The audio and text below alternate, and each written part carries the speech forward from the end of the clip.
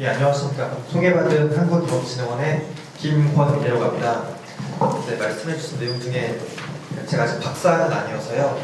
그냥 연구원, 김권민 연구원이라고 부르겠습니다. 저는 일단 목재법과 관련돼서 좀 설명을 드리고요. 그리고 목재 실험을 관련해서 가장 많이 사용되고 있는 방부 처리 목재에 대해서 어떻게 선택을 하고 관리를 해야 하는지 좀 간략하게 설명을 드리도록 하겠습니다. 오늘 제가 말씀드릴 순서는 이제 목재에 대해서 말씀을 드리고, 이제 방부 처리 목재 선택 방법, 목재 편입과 관련돼서 좀 간단히 설명을 드리고요. 마지막으로 이제 목재 품질 인증 제도에 대해서 설명을 드리도록 하겠습니다. 예, 먼저 친환경 재료의 목재의 장점에 대해서 말씀을 드리면, 목재 사용의 장점에 대해서 저보다 더 많이 아실 거라고 생각을 하고요. 계속 설명을 드리면, 우선 자연적인 아름다움도 있고 친환경성도 있겠지만 강도가 매우 높고 내구성이 강합니다. 작업이 용이한 점도 있고 절연성이나 흡습성, 간열성, 방향성 같은 것도 가지고 있고, 이제 최근에 탄소 저장에 대해서 많이 장점이 부각되고 있습니다. 지금 위쪽에 보이는 게 주로 해외에서 많이 지금 설치가 되어 있는 어린이 활동 공간, 놀이터가 되겠습니다. 이제 국외에서는 주로 놀이터에 이제 방부 처리 목재나 기타 목재를 이용을 해서 친환경적인 놀이터 환경을 조성을 하고 있고요. 국내에서도 이런 목재를 이용해서 지금 설치하고 있는 그런 놀이터 시설물이 많이 있는데, 이제 국내 같은 경우에는 일반적인 곳은 잘 없고 이제 좀 고가야 고급 아파트 단지는 이제 그런 쪽에 좀 더 많이 설치가 되어 있습니다. 그리고 이제 등산하실 때는 좀 많이 보시겠지만 산책로 부분에 많이 지금 목재들이 설치가 되어 있고요. 등산로나 아니면 수변 쪽에도 많이 설치가 되어 있습니다. 네, 그리고 이제 앞으로 어떤 분들은 첫 번째는 자동차를 많이 갖고 있으면 부자였고, 두 번째는 집을 많이 보유하면 부자고 그렇게 말씀하시는데, 앞으로는 요트를 많이 보유하고 있으면 부자다라는 그런 말씀도 하시더라고요. 이제 그래서 시설물 같은 경우에는 요트를 설치할 수 있는 선택할 수 있는 그런 곳인데, 이제 이런 부분에도 목재가 많이 사용이 되고 있습니다. 네, 또 지금 요즘에 한창 또 뜨고 있는 부분이 목조 주택 부분입니다. 매년 한 1만 동 정도가 신축이 되고 있다고 하는데요. 이렇게 목재 구조물을 많이 설치를 하는데, 외관에서 보기에는 사실 이게 목조 주택인지 아닌지 확인은 불가능하고요. 그 내부에 골조들이 이제 목조되어 있는 경우에 이제 목조 주택이라고 설명을 하고 있습니다. 근데 그 중에서 이제 목조 주택 제일 아래쪽 콘크리트와 닿는 부분에는 지금 꼭 방부 처리 목재를 사용을 하도록 되어 있고요. 이제 그런 사용하는 이유는 콘크리트와 목재 온도 차 때문에 그분은 이제 결로 현상이 발생을 해서 좀 썩고 위험할 수가 있기 때문에 현재 반드시 방부 처리 목재를 사용하도록 하고 있습니다. 요거 같은 경우에는 스웨덴에 있는 놀이기구입니다. 전부 다 목재만을 이용해서 지금 건축이 되어 있고요. 스웨덴하면 있느냐 그건 아니고, 저희도 지금 여기 네버랜드에 보면 티 익스프레스라고 해서 이제 방부 목재를 이용해서 건축된 놀이기구가 있습니다. 요 중에 하나 정도가 부러진다라고 해도 다른 목재 구조 부분들이 같이 힘을 받쳐주기 때문에 썩거나 부러지거나 하는 경우에도 이제 수리가 되게 용이하고요. 네. 그래서 목재 얘기를 할 때 이제 CO2 방출에 대해서도 얘기를 안 할 수가 없는데요. CO2 방출에 대해서 왜 설명을 드리는지는 좀 뒤에 다시 설명을 드리겠습니다. 먼저 CO2 방출 같은 경우에 이제 전 세계적으로 약 79억 톤 정도가 CO2 방출을 하고, 산이나 바다에 흡수되는 양들이 한 46억 톤. 그래서 지금 그냥 방출되고 있는 CO2의 양이 한 33억 톤 정도 된다고 합니다. 이제 발생하는 원인에 대해서는 일단 산업화가 가장 큰 원인이 되겠고요. 산업화랑 자동차 같은 경우에 배기가스들이 많이 나타나서 CO2 방출이 많아지고 있고요. 이제 우리나라 같은 경우에도 CO2 방출량이 굉장히 많습니다. 지금 2011년도에 조사된 결과에서 세계 7위로 CO2를 많이 방출을 하고 있고요.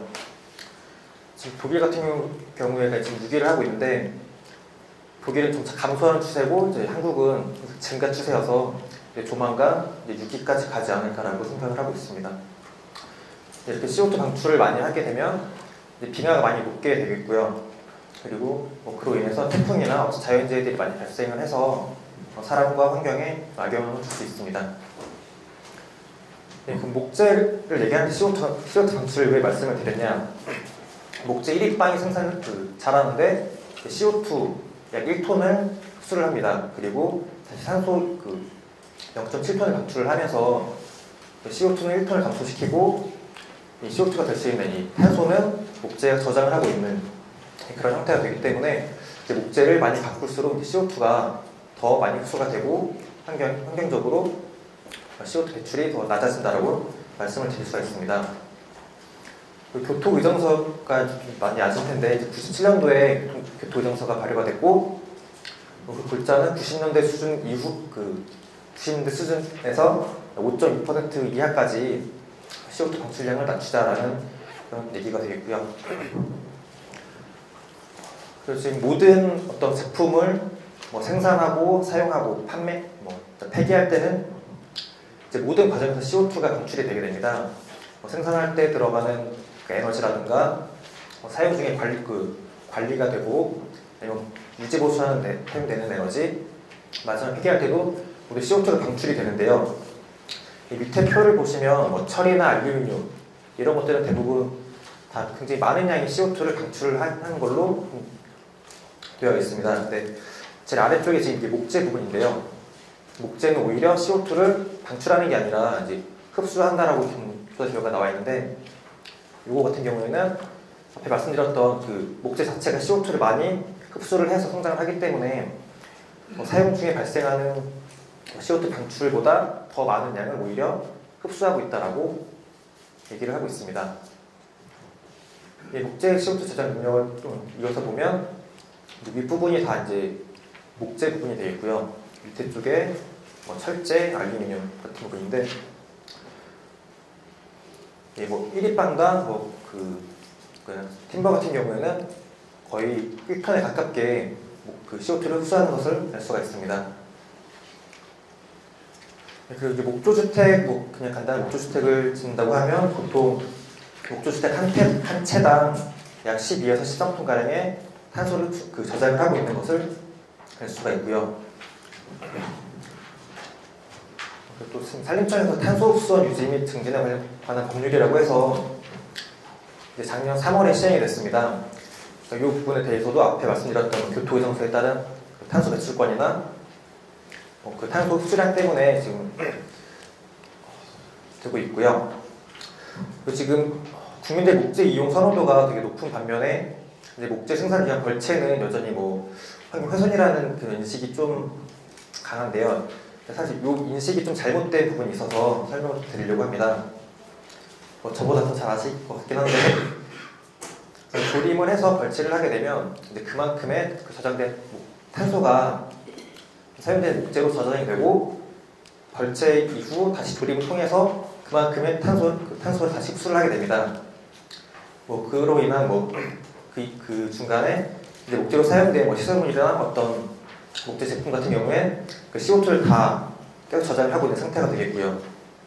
이런 식으로 몇 번 지속이 되다 보면 우리 목재를 사용하면 할수록 이제 CO2를 더 많이 흡수를 하고 환경에 더 친환경적인 친환경적이다라고 말씀을 드릴 수가 있겠고요.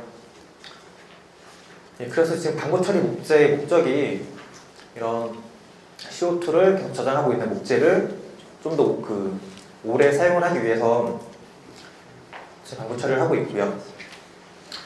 그리고 방부 처리하는 쪽 중에 또 하나는 이제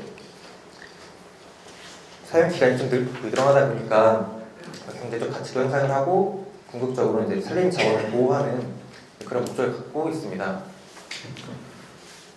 방부 처리 목재 이제 산업 시장은 국내 생산 업체가 한 40개 정도 되고 연간 지금 한 16만 입방 정도를 생산을 하고 있습니다. 수입 목재도 약 20개 이상의 영업을 하고 있고 연간 약 15만 입방, 이렇게 해서 31만 입방 정도 규모로 지금 조사가 되고 있고요.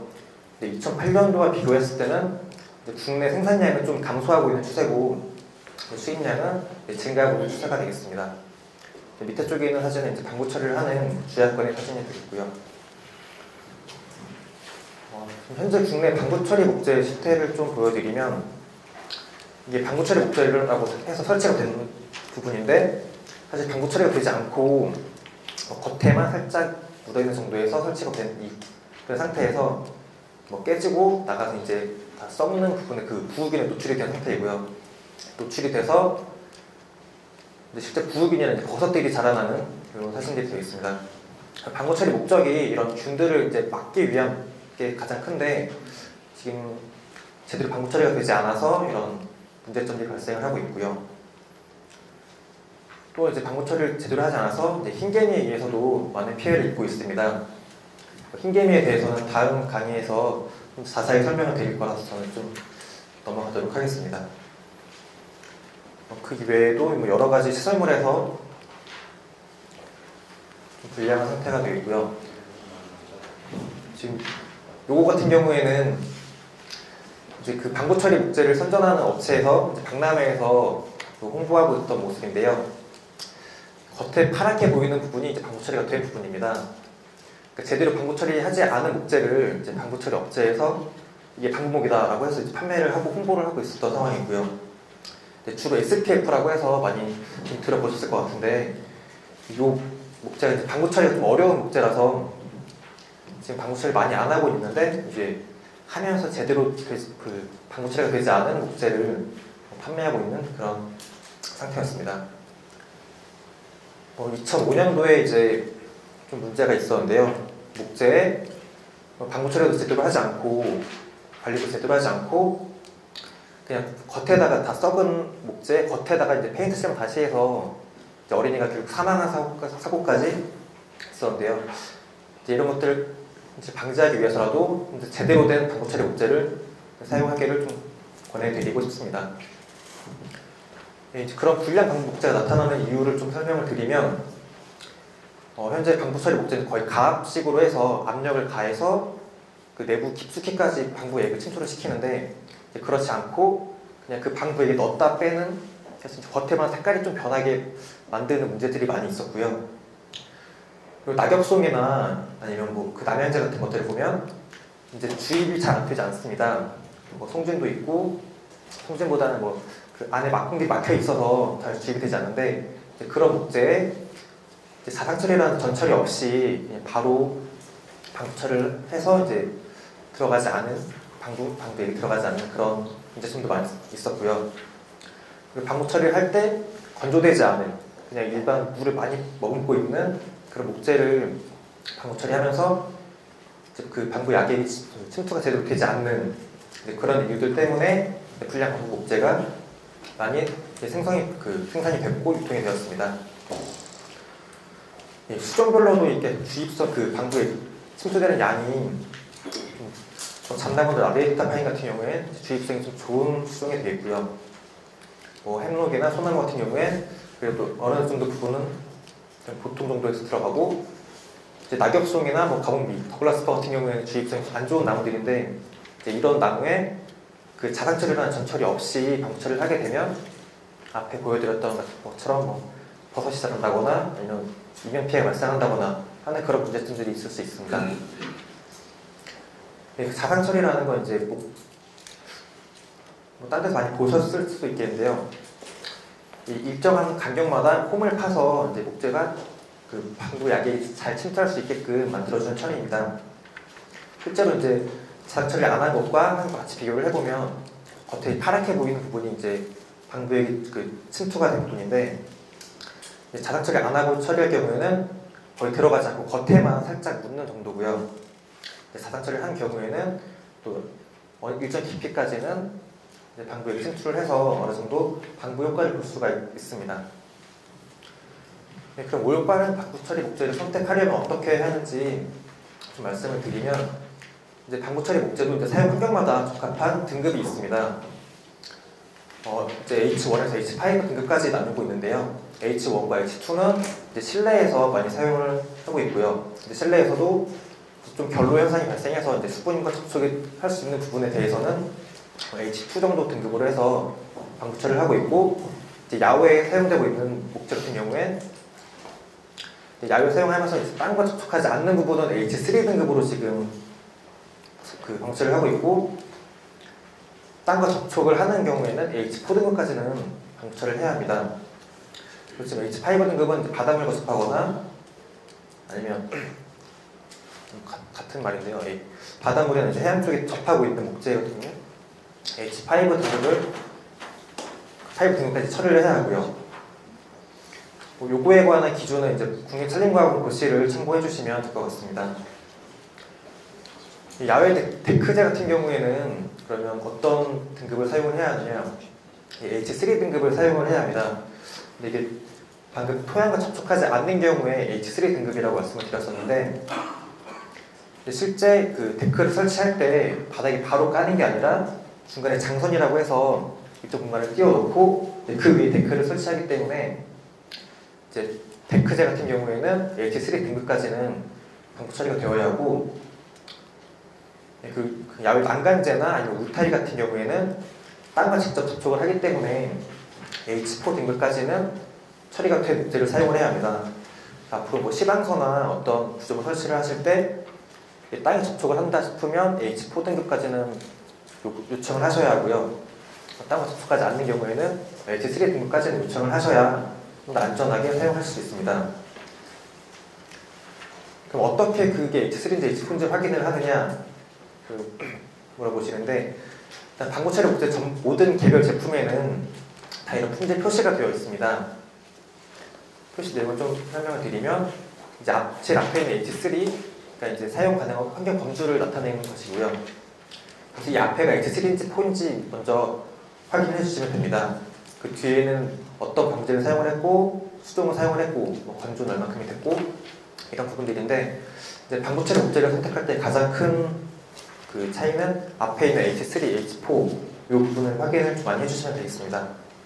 저게 수입 목재도 돼 있나요? 저런 식으로 돼 있나요? 수입 목재도 다 표시를 하게끔 되어 있습니다.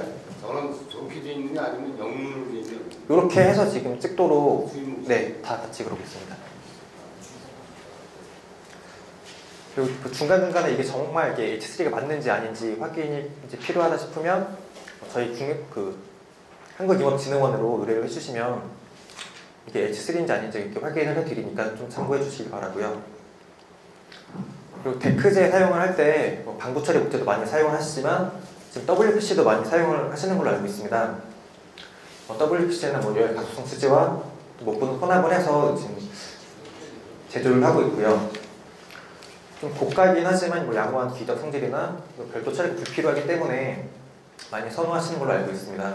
그래서 시장도 지금 계속 커지고 있는 상태이고요. 북미와 유럽에서도 이제 WPC 시장이 계속 증가하고 있었습니다. 하지만 이제 플라스틱 원재료인 석유 제품의 가격 상승과 이제 건축 시장 불황으로 이제 앞으로의 장래는 조금 불확실하다고 말씀을 드릴 수가 있겠고요.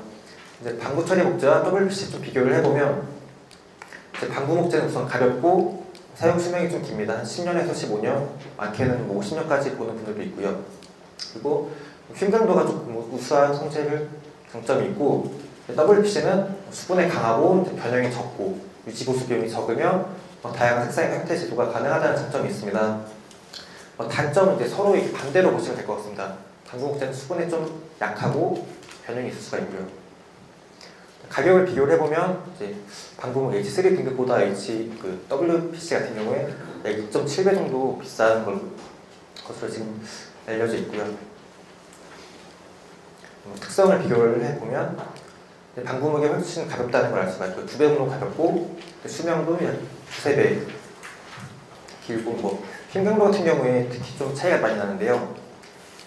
야외 그 난간 같은 경우에 WPC로 설치를 하게 되면 기댈 경우에 바로 그냥 끊어지거나 부러지는 그런 위험성이 좀 있고요. 그래서 주로 데크재로 많이 사용을 하시는 걸로 알고 있습니다.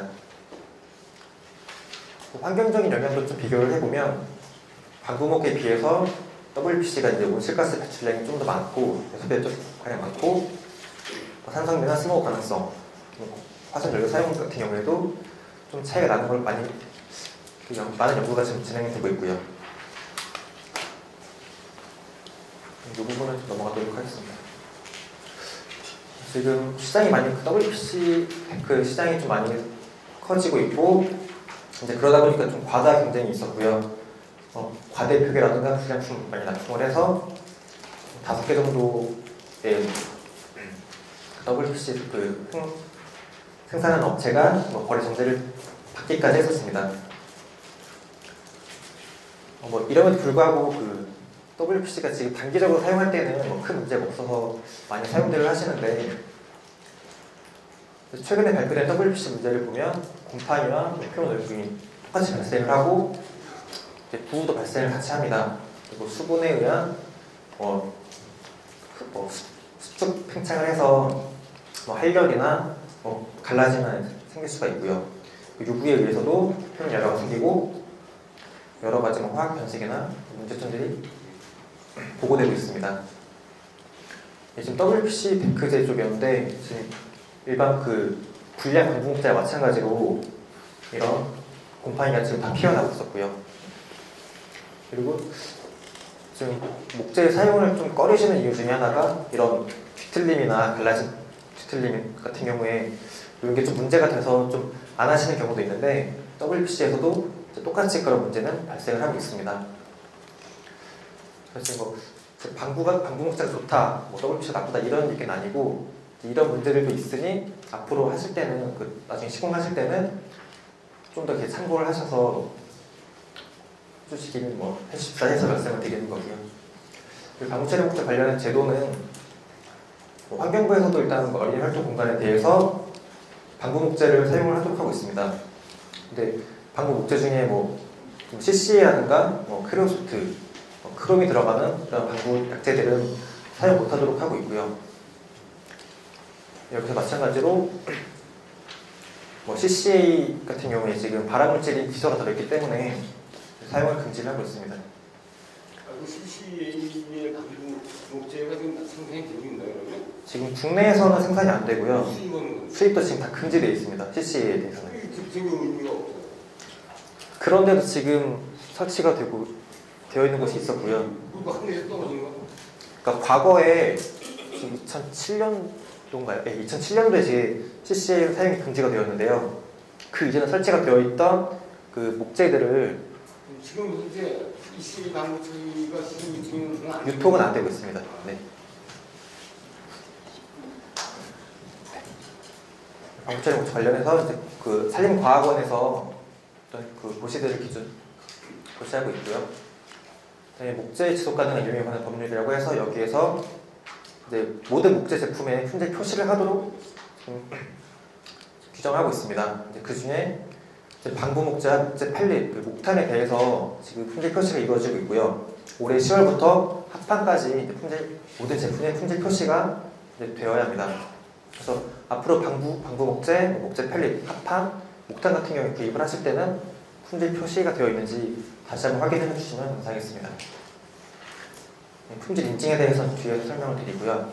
네, 목재 펠릿에 대해서도 좀 많이 궁금해 하시다고 해서 준비해 있습니다. 목재 펠릿이란 유해물질에 의해 오염되지 않은 목재를 이제 압축 성형해서 생산하는 고체 바이오 연료가 되겠습니다. 여기서 오염되지 않은 목재는 방부제라든가 도료, 화학물질이 섞여 있거나 이력이 불분명한 목재 같은 경우에는 그 목재 펠릿 생산할 때 사용할 수가 없고요. 최근 3년간 목재 펠릿 사용량을 보면 2011년도에는 국내 생산과 수입을 합쳐서 단위가 없는데 꾸준히 지금 지속을 하고 증가를 하고 있고 2014년도에는 지금보다 더 많이 수입이 될 것이라고 예측이 되고 있습니다. 주로 늘어나는 부분 같은 경우에 이제 발전소에서 많이 지금 사용량이 증가를 하고 있습니다. 그 펠릿 생산 과정을 보면 일단 목재와 목재 가공 부산물을 먼저 톱밥을 내서 건조 과정을 거치고요. 그 이후에 다른 접착제라든가 어떤 첨가물을 첨가하는 게 아니라 이 자체만으로 압축과 열을 가해서 이런 펠릿이 생산이 됩니다. 근데 지금 겉에 그 펠릿 보신 분들은 알겠지만 겉에 약간 반질반질하고 그런 것처럼 보이기도 하는데 그런 경우에는 이제 목재 구성 성분인 리그닌이 그 열을 받아서 약간 그렇게 그 리그닌에 의해서 이제 목재 펠릿이 접착이 되는 건데요. 예. 접착이 되면서 그 겉에도 약간 그런 코팅된 것처럼 막을 생성을 하게 됩니다. 예, 펠릿 생산하는 그 생산 시설이 되어 있고요. 그래서 지금 목재 펠릿은 일단 톱밥을 이용한 그 목재 펠릿이라고 지금 이름을 명칭이 되고요. 수피를 좀 혼합해서도 같이 생산이 되고 있습니다. 그 외에도 뭐 옥수수 슬러지라거나 밀집, 메탄올 전산, 올리브유, 알파파 같은 것들을 이용해서도 지금 펠릿 형태로 많이 제조를 하고 있는데 지금 이런 경우에는 이제 목재 펠릿에 비해서 어떤 품질이 좀 떨어지는 그런 경향이 있습니다. 그 펠릿 품질 기준에 대해서도 산림과학원 고시에서 지정을 하고 있고요. 펠릿 같은 경우에는 1급에서 4급까지로 구분이 됩니다. 그 중에 1급은 주로 가정용, 주택용으로 많이 사용이 되고 2, 3급은 산업용, 3, 4급은 발전용으로 많이 사용을 하고 있습니다. 등급 구분에 좀 영향을 주는 요소들이 겉보기 밀도, 회분, 미세분, 내구성, 발열량, 질소 등이 영향을 많이 주고요. 목재 펠릿에도 지금 보시는 것처럼 포장마다 이렇게 품질 표시가 되어 있습니다. 같이 참고를 해주시면 좋을 것 같습니다. 이렇게 품질 표시가 되어 있는 걸 어떻게 확인을 하느냐? 그 생산하는 업체에서 저희 임업진흥원으로 시험 의뢰를 맡기게 되고요. 저기 과학원 기시에 공모가요. 네네. 그 보고 펠릿이 3, 4급에 있단 말이에요.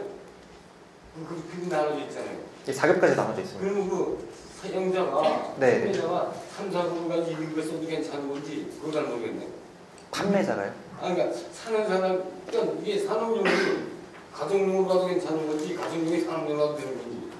크게 문제는 없는데요. 이제 사용을 하다 보면 이제 3, 4급 같은 경우에 이제 회분이랑 질소 같은 게 좀 많이 나옵니다. 이제 그런 경우에 가정용으로 사용을 하게 되면 이제 그 보일러 내부에 이제 크랙이 생기거나 좀 문제가 발생을 많이 해서 3, 4급은 좀 사용을 안 하시는 편이고요. 사용을 한다고 해서 그걸 막거나 그러지는 못합니다. 문제는 없는데. 제도적으로 문제가 없는데 이제 건강 부분이나 아니면 보일러 내구성에도 문제가 좀 생기고요. 이제 그 품질 검사 기관으로는 한국임업진흥원이 임촉 그 임업 및 산업 진흥 촉진에 관한 법률과 이제 목재법에 의해서 지금 품질 검사를 하고 있고 이제 국내 유일의 목재 품질 관리 법적 시험 기관으로 등록이 되어 있습니다.